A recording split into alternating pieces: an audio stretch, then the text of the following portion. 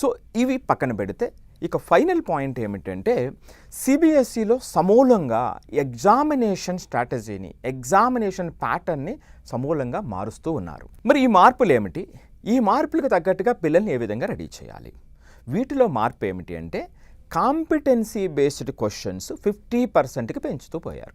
అంటే last few years నుంచి 25%, 30% అలా 50 ఇయర్స్కి పెంచుతూ పోయారు.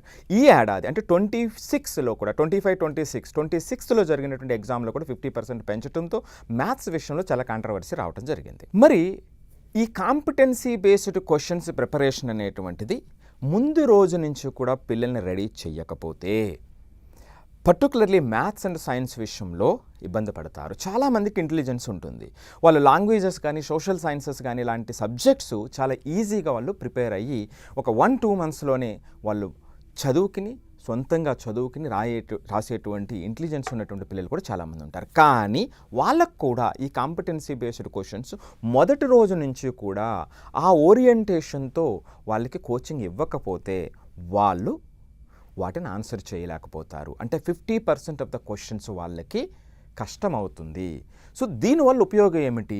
వీళ్ళలో ఒక ఆలోచన ధోరణిలో మార్పు వస్తుంది, అప్లికేషన్ స్కిల్స్ పెరుగుతాయి, ఎనలిటికల్ స్కిల్స్ పెరుగుతాయి, ప్రాబ్లమ్ సాల్వింగ్ స్కిల్స్ పెరుగుతాయి. సో ఓవరాల్గా క్రిటికల్ స్కిల్స్ అనేటువంటివి పెరుగుతూ ఉంటాయి. సో దీనివల్ల పేరెంట్స్ చేయాల్సినటువంటిది ఏమిటి? వాళ్ళకి కనీసం వారంలో 3-4 గంటలు సొంతంగా వాళ్ళకు వాళ్ళు కూర్చొని ఆ ఛాలెంజింగ్ టాపిక్స్ ఏవైతే ఉన్నాయో, ఛాలెంజింగ్ క్వశ్చన్స్ని వాళ్ళకు వాళ్ళు సొంతంగా వాళ్ళు చేసే విధంగా మనం మార్చగలిగినట్లయితే ఆ యొక్క ఏవైతే రిఫార్మ్స్ మనం రావాలనుకుంటున్నామో వాళ్ళు ఖచ్చితంగా పిల్లలకు అందుతాయి. సో ఇది పేరెంట్స్ వైపు నుంచి తీసుకోవలసినటువంటి శ్రద్ధ. ఇక స్కూల్స్ మేనేజ్మెంట్స్కి వచ్చేటప్పటికి ఏదైతే ఆబ్జెక్టివ్స్ డిసైడ్ అయినాయో ఆ ఆబ్జెక్టివ్స్కి తగ్గట్టుగా ఇటు టీచర్స్ని రెడీ చేసి ఆ రెడీనెస్ని డెలివరీలకి తీసుకొచ్చి క్లాస్ రూమ్లో పిల్లలందరికీ కూడా అందేటువంటి విధంగా వెంటనే చేయాల్సినటువంటి బాధ్యత ఇటు మేనేజ్మెంట్స్ మీద ఉంది. సో ఇది ఓవరాల్గా సిబిఎస్ఈ 26-27కి సంబంధించినటువంటి చాలా మార్పులు, కాంట్రవర్సీస్.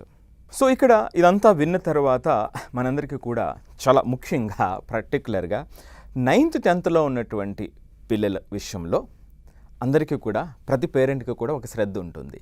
సో 9thకి వచ్చాడు లేదా 10thకి వచ్చాడు. సో వీళ్ళ విషయంలో ఖచ్చితంగా మీ శ్రద్ధ అనేటువంటిది చాలా చాలా అవసరం. ఇక్కడ మనం పూర్తిగా శ్రద్ధ తీసుకోవాల్సినటువంటి అంశం ఏమిటి అంటే ఈ సబ్జెక్ట్స్ యొక్క ఆబ్జెక్టివ్స్ని తెలుసుకుని